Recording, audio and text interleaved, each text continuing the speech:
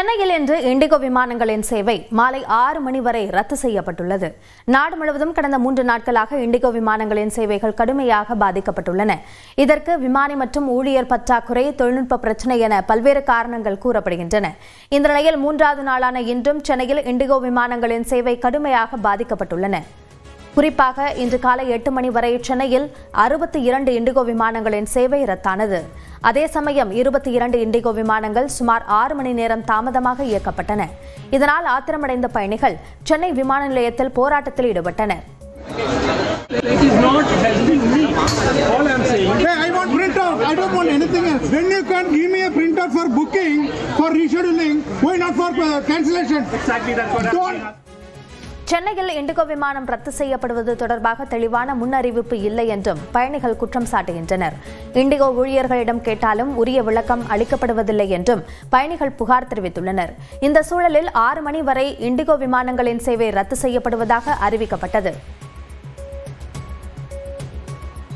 இதேபோன்று அண்டை மாநிலமான கர்நாடகாவில் உள்ள பெங்களூருவில் 102 இண்டிகோ விமானங்கள் ரத்து செய்யப்பட்டன. மும்பையிலும் இன்று மட்டும் 104 இண்டிகோ விமானங்கள் இயக்கப்படவில்லை. தெலங்கானா மாநிலம் ஹைதராபாத்தில் 92 இண்டிகோ விமானங்கள் ரத்து செய்யப்பட்டன. எவ்வித முன் அறிவிப்பும் இன்றி இண்டிகோ விமானங்கள் ரத்து செய்யப்பட்டதால் பல்வேறு தரப்பினர் கடும் தவிப்பிற்கு ஆளாகியுள்ளனர்.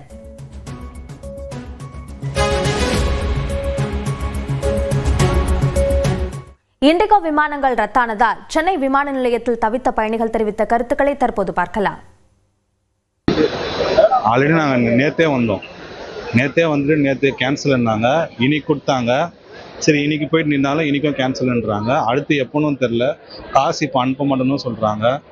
எங்களுக்கு அங்கே வேறு இடத்துல நாங்கள் கனெக்டிங் பண்ணி நாங்கள் போனோம், அங்கே இன்டர்வியூ நடந்துன்னு இருக்குது. அதெல்லாம் இப்போ கேன்சல் ஆயிடுச்சு. எங்கள் 2 நாள் இங்கே நாங்கள் சென்னை தான்.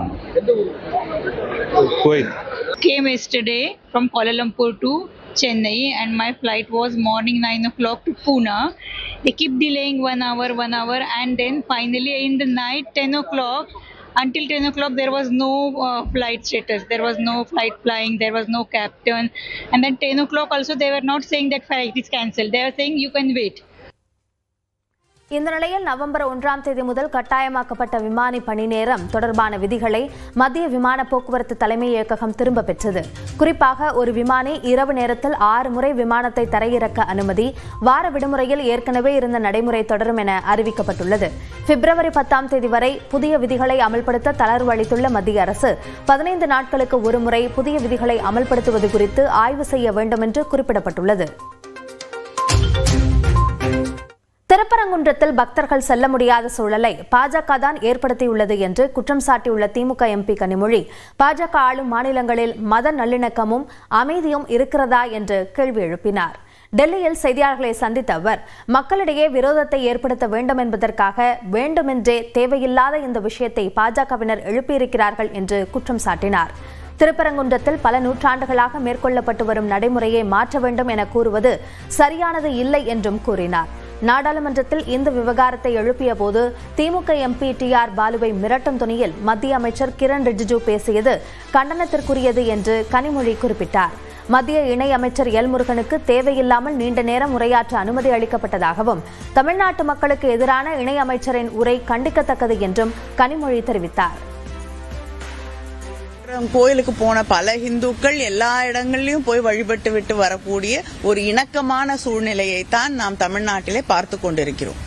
இன்னைக்கு யாருமே போக முடியாத ஒரு சூழலை பிஜேபி தான் உருவாக்கி வைத்திருக்கிறது. கோயிலுக்கும் அதுக்கும் சம்பந்தம் கிடையாது.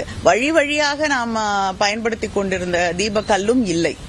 அது இல்லாமல் ஆங்கிலேயர்கள் காலத்திலே ஒரு நிலத்தை அளப்பதற்கு வைக்கப்பட்டிருக்கக்கூடிய கல் மேல போய் தீபத்தை ஏற்ற வேண்டும்.